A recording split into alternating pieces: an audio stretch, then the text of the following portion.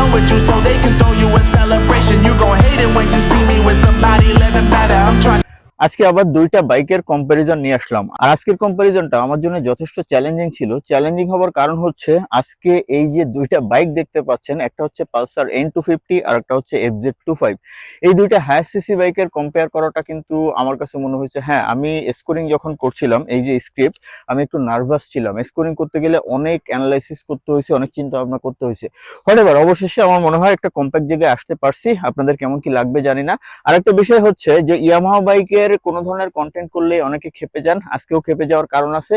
কারণ Yamaha FZ25 এই বাইকটা ইয়ামাহা আজকে আমাকে দিয়ে হেল্প করতেছে এই কম্পারিজনটা টানার জন্য। বাট রেজাল্ট দেখা পর্যন্ত ওয়েট করেন, তারপরে কমেন্ট করেন। তাহলে চলেন কম্পারিজনটা শুরু করি। আমাদের কম্পারিজনের এক নম্বর পয়েন্ট হচ্ছে প্রাইসিং। প্রাইসিং এ স্কোর হচ্ছে টোটাল 5। প্রথমে N250 প্রাইস বলি। N250 বর্তমান মার্কেট প্রাইস হচ্ছে 3,30,000 টাকা।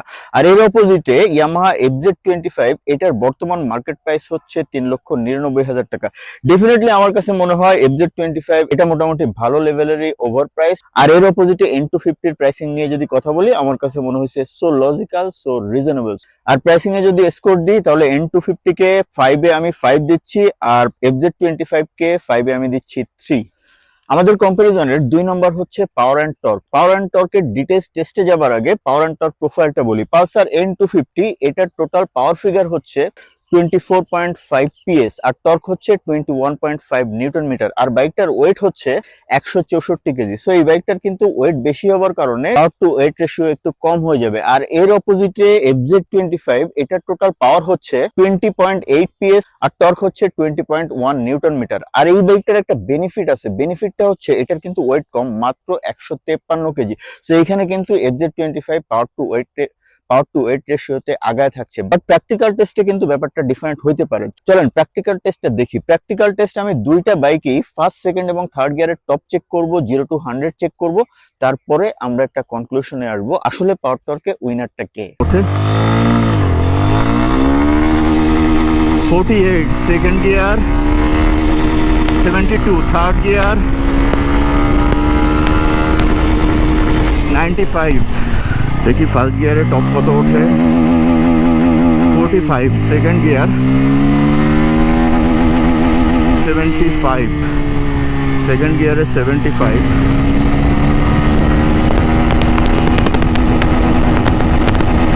99।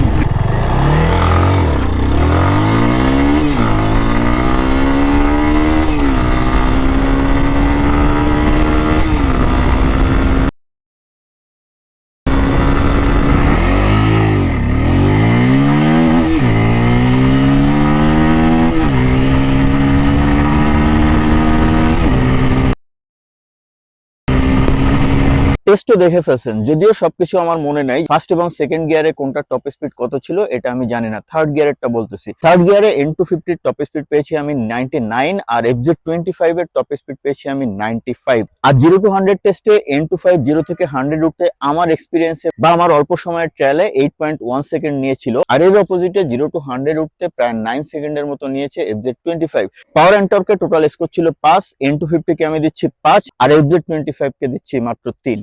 আমাদের কম্পারিজনের 3 নাম্বার পয়েন্ট হচ্ছে ব্রেকিং। ব্রেকিং এর ডিটেইলসে যাবার আগে আমি একটু প্রোফাইলটা বলে নিই। N250 এর ব্রেকিং প্রোফাইলকে সাপোর্ট দেওয়ার জন্য ফ্রন্টে রয়েছে 100/80 সেকশনের টায়ার এবং রিয়ারে রয়েছে 130/70 সেকশনের টায়ার। আর N250 ফ্রন্টে রয়েছে 300 মিলিমিটারের ডিস্ক আর রিয়ারে রয়েছে 230 মিলিমিটারের ডিস্ক। আর বাইকটা ডেফিনেটলি ডুয়াল চ্যানেল ABS এর বাইক। আর এর অপোজিটে FZ25 এর ব্রেকিং সাপোর্ট দেওয়ার জন্য এটার ফ্রন্টে ইউজ করা হয়েছে 100/80 সেকশনের টায়ার আর রিয়ারে ইউজ করা হয়েছে 140/70 সেকশনের টায়ার। রিয়ার টায়ার প্রোফাইল কিন্তু N250 থেকে FZ25 এর ভালো। আর অ্যাকচুয়াল ব্রেকিং প্রোফাইল মানে হচ্ছে ডিস্ক। FZ25 এর ফ্রন্টে ইউজ করা হয়েছে 282 মিলিমিটারের একটা ডিস্ক আর রিয়ারে ইউজ করা হয়েছে 220 মিলিমিটারের একটা ডিস্ক। ডেফিনেটলি ডিস্ক সাইজ যদি হিসাব করেন N250 এর ফ্রন্টের ডিস্ক সাইজটা কিন্তু বড়। আর অবশ্যই FZ25 ও ডুয়াল চ্যানেল ABS এর বাইক। এখন ব্রেক টেস্টে টোটাল স্কোর হচ্ছে 5। 5 এ আসলে কাকে কত দেয়া যায় সেটা জাজ করার আগে চলেন এই দুইটা বাইকের প্র্যাকটিক্যাল ব্রেক টেস্ট দেখে আসি। 60 স্পিডে হার্ড ব্রেক ধরে দেখবো দুইটা বাইকের ব্রেকিং ডিস্টেন্স কত।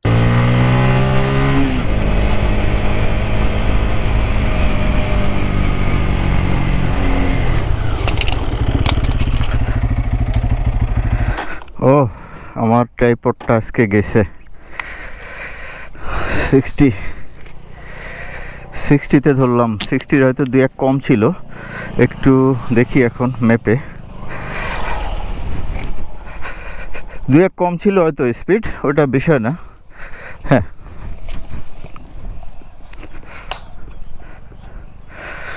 16 ফিট।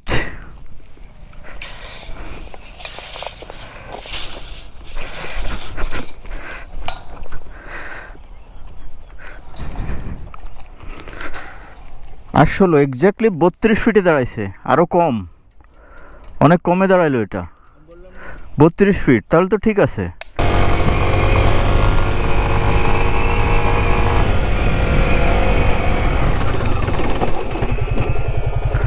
ওরে এবিএস, কোন লেভেলের এবিএস ইয়ে দিল দেখছেন, হাত ঠেলা দিচ্ছে আমাকে। হ্যাঁ, এখানে হচ্ছে দাঁড়াইলো, এখন দেখি কত ফিটে দাঁড়াইছে। মোটামুটি আমার ধারণা আমি 60 স্পিডেই ছিলাম, দেখা যাক। ফিতা কই, ফিতা এই যে।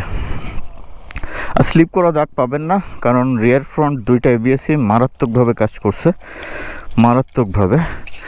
এই যে এখান থেকে, যেহেতু একা আছি, আমার ফ্রেন্ড আসতেছে, ও বাসায় গেছে, N250 নিয়ে আবার আসতেছে।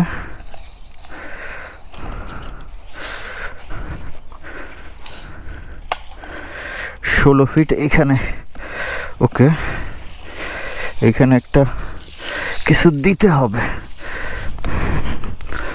এই যে 16 ফিট, এই যে 16 ফিট।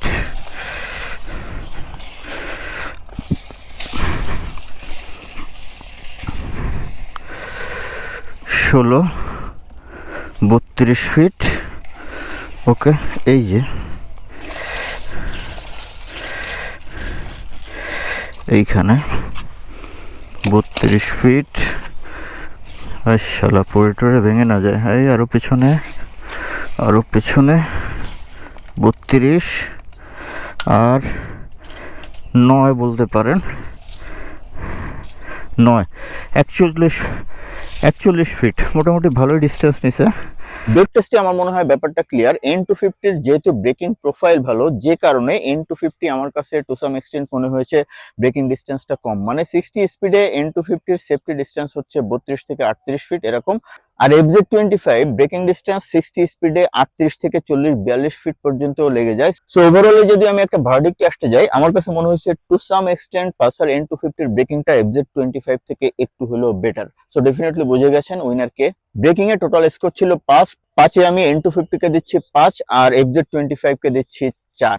আমাদের কম্পারিজনের 4 নম্বর পয়েন্ট হচ্ছে সাসপেনশন। প্রথমে N250 সাসপেনশন প্রোফাইল নিয়ে কথা বলি। N250 এর ফ্রন্টে ইউজ করা হয়েছে 37 মিলিমিটার ডায়ামিটারের টেলিস্কোপিক সাসপেনশন, আর রিয়ারে ইউজ করা হয়েছে অ্যাডজাস্টেবল মনোশক সাসপেনশন। বাট কত স্টেপ অ্যাডজাস্টেবল এটা কিন্তু আমি কোথাও কোনো এভিডেন্স পাই নাই বা কোথাও কোনো ডকুমেন্টস পাই নাই। আর এর অপোজিটে FZ25 এটার ফ্রন্টে ইউজ করা হয়েছে 41 মিলিমিটার ডায়ামিটারের সাসপেনশন, আর রিয়ারে হচ্ছে 7 step adjustable suspension. So suspension profile যদি হিসাব করেন, ডেফিনেটলি FZ25 এর ফ্রন্ট সাসপেনশন প্রোফাইলটা একটু বেটার। এখন সাসপেনশনের প্র্যাকটিক্যাল ফিডব্যাক কেমন ছিল সেটা চলেন রাইড করতে করতে দেখে আসি, তারপরে স্কোরিং করতে। কি ব্যাপার, রাস্তাকে ঠিকঠাক করবে নাকি মনে হচ্ছে তো। এই সেই লেভেলের একটা ভাঙায় পড়লাম, বাট আমি ভুলেই গেছিলাম যে আমি FZ চালাচ্ছি। FZ নিয়ে আসলে ভাঙায় কোনো সমস্যাই নেই। সাসপেনশন নিয়ে আমি যখনই কথা বলি, যে বাইক নিয়ে এই রাস্তায় আমি রাইড করি, সো FZ25ও তার ব্যতিক্রম নয়। দেখেন আমি এখন একটু দাঁড়ায় রাইড করব। ও, এটাতে তো দাঁড়ায় রাইড করে আরও মজা আছে, সুন্দর তো, গ্রেট, চরম একটা মজা আছে। ও গ্রেট, এর থেকে ভাঙা রাস্তা ভাই বাংলাদেশে আপনি আর কই পাবেন বলেন? ওরে বাপ রে বাপ, ম্যাক্সিমাম লেভেলের ভাঙাচোরা, ম্যাক্সিমাম লেভেলের অফ রোড, তারাই রাইড করে যাই।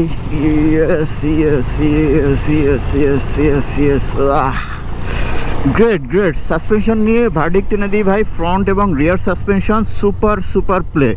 যত ভাঙাচোরাই হোক সুপার লেভেলের প্লে পাবেন, এবং টপ ইন্ডেও ম্যাক্সিমাম লেভেলের স্টেবিলিটি পেয়ে যাবেন, সেই লেভেলের অফরোড। আর মোটামুটি আমি একেবারেই কোনো প্যারা পাচ্ছি না। মানে এই বাইকটা থেকে আপনি যে রোডেই রাইড করেন না কেন, ভাঙাচোরা নিয়ে একেবারেই কোনো প্যারা নাই। মানে সাসপেনশন থেকে আপনি সুপার কমফোর্টেবল একটা ফিল ইনশাল্লাহ পাবেন। রাস্তাঘাট যে লেভেলের ভাঙাচোরাই হোক না কেন আপনি কোনো প্যারা পাবেন না। দেখেন আমি মোটামুটি সেই লেভেলের ভাঙাচোরাই আছি এবং আলহামদুলিল্লাহ কোনো ধরনের প্যারাই কিন্তু পাচ্ছি না। ও গ্রেট গ্রেট। আর দাঁড়িয়ে রাইড করলে ফ্রন্টে এক্সট্রিম প্রেশার পড়ে, সো সাসপেনশনের মোটামুটি ম্যাক্সিমাম ক্যাপাসিটিটা বোঝা যায়। সো ভার্ডিক্টটা কি? ভার্ডিক্টটা হচ্ছে definitely suspension play super super.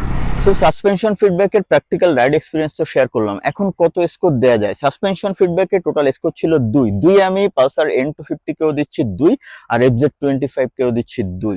আমাদের কম্পারিজনের 5 নম্বর পয়েন্ট হচ্ছে মাইলেজ। এই দুইটা বাইকের মাইলেজ কেমন চলেন রাইড করতে করতে জেনে আসি, তারপরে স্কোরিং করতেছি। FZ25 এই বাইকটা যেহেতু এফআই বাইক আর মোটামুটি পাওয়ারফুল বলা যায়, যদিও 250cc অনুযায়ী একটু পাওয়ারটা কম।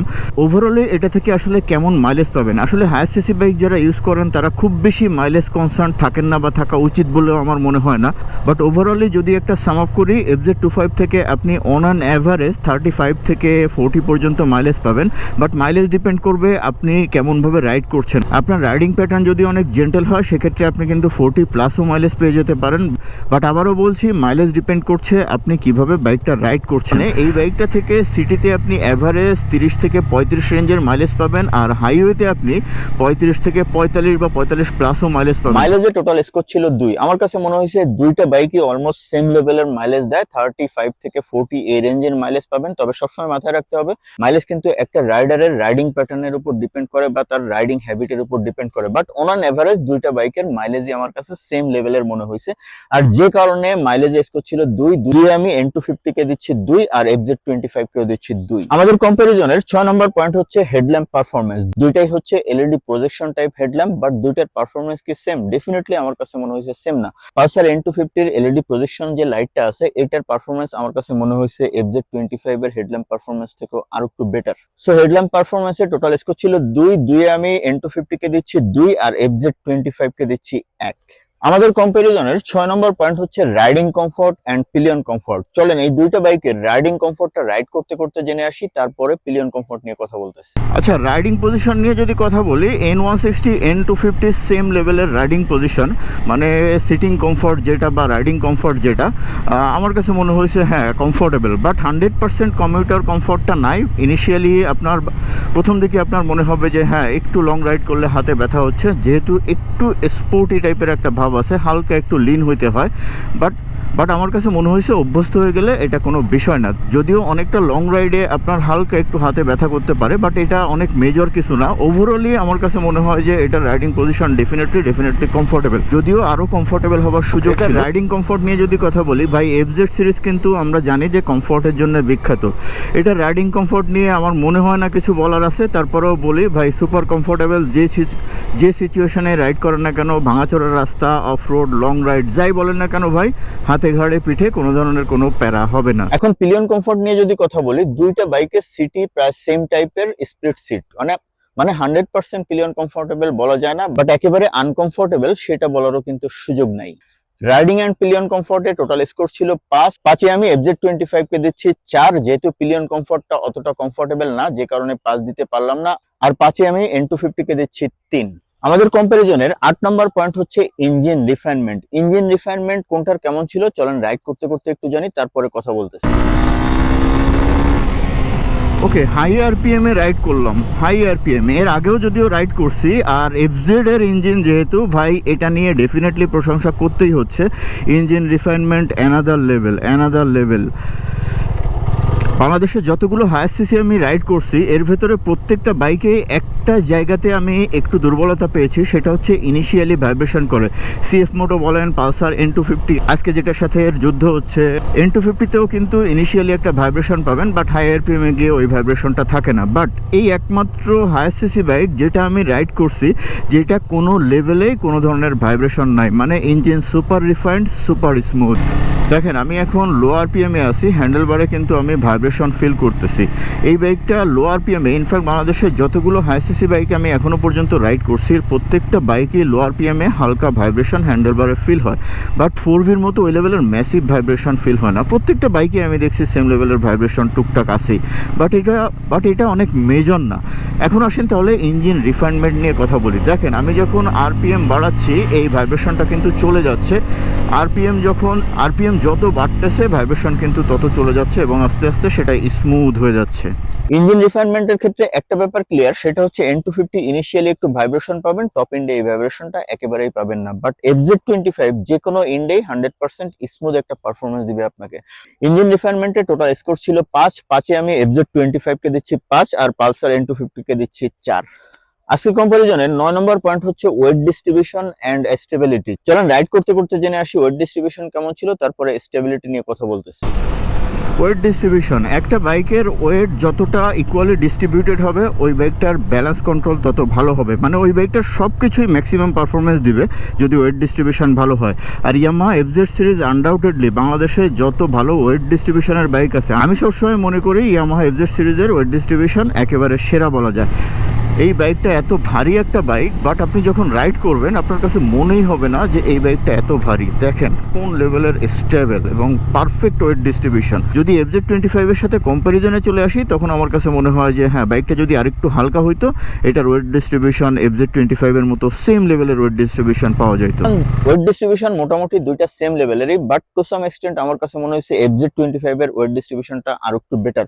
আর টপ এন্ড স্টেবিলিটির যে ব্যাপারটা, N250 এর ফ্রন্ট সাসপেনশন আমার মনে হয় প্রোফাইলটা আরো একটু বেটার হলে টপ এন্ডে আরো একটু স্টেবল পাওয়া যেত।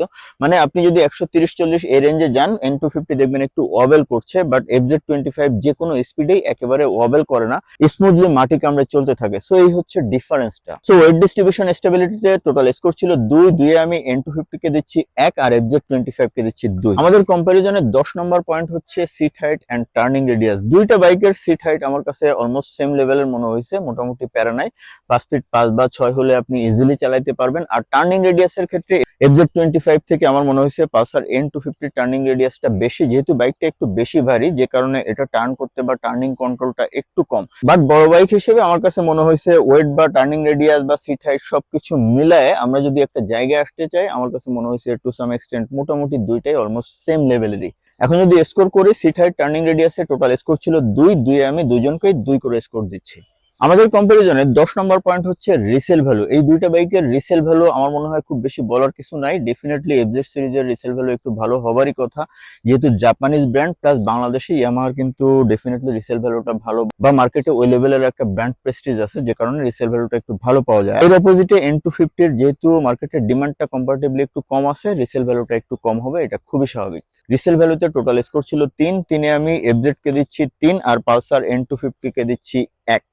আমাদের কম্পারিজনের 12 নম্বর পয়েন্ট হচ্ছে সার্ভিস, মানে সার্ভিস ফ্যাসিলিটি কেমন। ডেফিনেটলি এখানে বুঝেই গেছেন কি আগায় থাকতে পারে। ইয়ামাহার সার্ভিস বাংলাদেশে অফিসিয়াল সার্ভিস যতগুলো আছে আমার কাছে মনে হয় ইয়ামাহার সার্ভিস সব থেকে ভালো এবং ওরা সব থেকে বেশি ইকুইপড, এবং ওদের সবকিছু মিলায় অফিসিয়াল সার্ভিসের ভেতরে আমার কাছে মনে হয়েছে যে হ্যাঁ, ইয়ামাহার স্পেয়ার পার্টস অ্যাভেলেবিলিটি আপনি সব থেকে ভালো পাবেন। ওদের সবকিছু মিলায় আমার কাছে মনে হয়েছে পালসার থেকে বা পালসার N250 থেকে ইয়ামাহার সার্ভিস স্পেয়ার পার্টস এই দুইটা জায়গায় আগায় থাকবে। আর বাজাজের বেসিক্যালি ওদের সার্ভিস সেন্টারে গেলে অনেক সার্ভিস সেন্টারে বা ম্যাক্সিমাম সার্ভিস সেন্টারে দেখবেন ইনজেক্টর ক্লিনারের মতো একটা আপডেট জিনিস এখনো পর্যন্ত আসে নাই, বা ওভারঅলি আমরা জানি তাদের সার্ভিস সেন্টার কেমন। সার্ভিস স্পেয়ার পার্টস এর টোটাল স্কোর ছিল 3 এ আমি FZ25 কে দিচ্ছি 3 আর N250 কে দিচ্ছি 1। আমাদের কম্পারিজনের 13 নম্বর পয়েন্ট হচ্ছে মিটার বা ইনস্ট্রুমেন্ট ক্লাস্টার। চলেন দুইটার মিটার কেমন কি সেটা একটু জানি, তারপর স্কোর করতেছি। এই যে এটা হচ্ছে FZ25 এর মিটার ওডো, দেখেন 210.4 কিলোমিটার উঠে আছে। এটা হচ্ছে RPM মিটার, এখানে কোনো গিয়ার ইন্ডিকেটর নাই, এখানে আছে ফুয়েল ইকোনমি দেখা যাবে এখানে। আর সুইচ চাপ দিয়ে দেখি কি আছে। ট্রিপ 1 0.5, ট্রিপ 2 7.7 কিলোমিটার, মানে দুইটা ট্রিপ পাবেন। আর কি আছে, কিলোমিটার পার লিটার। এটা সম্ভবত রাইডকালীন সময়ে, মানে যখন রাইড করবেন আপনি তখন তেল কেমন খাচ্ছে সেটা দেখতে পাবেন এখানে। মানে N250 তে যে IFE আছে সেম টাইপের একটা ফিচার।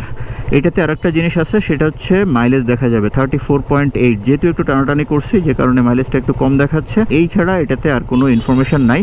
ও হ্যাঁ, টাইম উঠবে দেখেন 3:25, যদিও টাইম রং আছে, বাট টাইমটা এরকম সুইচ চেপে নিয়ে আসতে হয়, এটা একটা অড ব্যাপার। টাইমটা সবসময় উঠে থাকা উচিত। বাট ওভারঅলি এটার মিটারের লুকিংটা আমার কাছে মনে হয়েছে একেবারেই এই বাইকটার সাথে যায় না।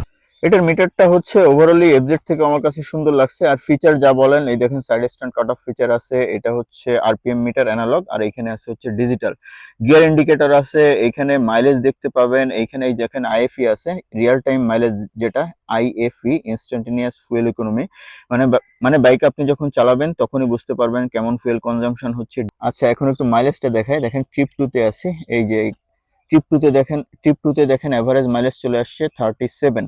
আচ্ছা, আরেকটা অপশন আছে, সেটা হচ্ছে ডিটিই, মানে ডিস্টেন্স টু এমটি, মানে যতটুকু ফুয়েল আছে ট্যাঙ্কে ওই ফুয়েল দিয়ে আপনি কতটুকু যাইতে পারবেন।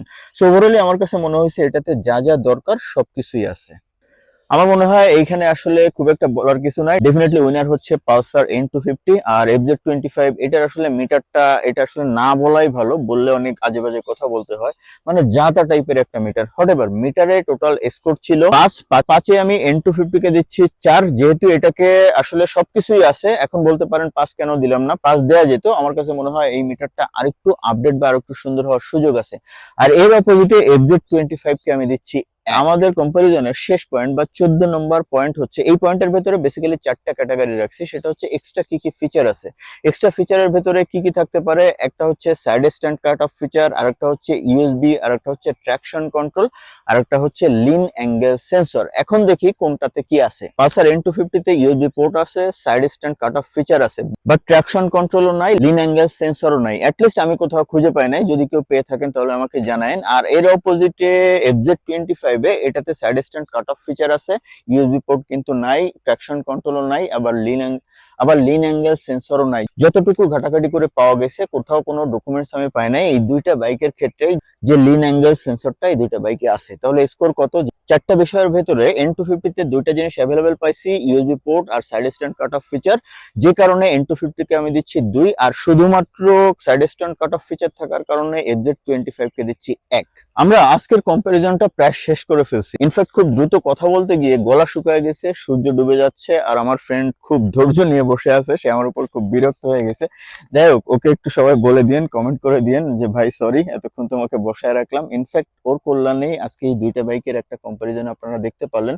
যদিও অনেক সময় নিয়ে করলে আরো বেটার করে আসলে ভিডিওগুলো করা সম্ভব, বাট সেটাতে আসলে অনেক সাপোর্ট লাগে, man power support, device support, বা এক্সপেরিমেন্টাল আরো অনেক সাপোর্ট লাগে। বাট ইন শর্ট আমি নিজের সামর্থ্য অনুযায়ী যতটুকু করার চেষ্টা করলাম। তাহলে চলেন ফাইনাল স্কোরটা জেনে নিই। টোটাল 14টা পয়েন্টে স্কোর ছিল হচ্ছে 50। 50-এ কে কত পাইলো? যারা শার্প তারা হয়তো স্কোর করে অলরেডি হিসাবটা টেনে ফেলছেন, বাট আমি বলে দিই কে জিতলো। ভাই, ইন্ডিয়ান বাইক জিতবে নাকি জাপানিজ ব্র্যান্ডটা জিতে যাবে? বলেন তো কি হইতে পারে। আচ্ছা, আমি বলে দিই, এখানে স্কোর আছে, আমার স্ক্রিপ্টের সহযোগিতা এতক্ষণ নিয়ে আমি কাজ করছি। আবারও বলি, টোটাল স্কোর ছিল 50। 50-এর ভেতরে FZ25 স্কোর করছে হচ্ছে 36, মানে আউট অফ 50 FZ25 এর স্কোর হচ্ছে 36। আর আউট অফ 50 পালসার N250 এর স্কোর হচ্ছে 39। সো একটা জাপানিজ বাইককে হারিয়ে আজকে উইনার হয়ে গেল 250 সিসি সেগমেন্টে N250। এটা কিন্তু একটা ব্যাপার। ওই যে প্রথমে বলছিলাম, ইয়ামাহা কিন্তু আজকে FZ25 টা দিয়ে আমাকে হেল্প করছে। সো তার মানে অনেকে মনে করতে পারেন ইয়ামাহা টাকা পয়সা দিছে, ইয়ামাহাই জিতবে। বাট একটা জিনিস মাথায় রাখতে হবে, আমি কিন্তু আশিক ভাই।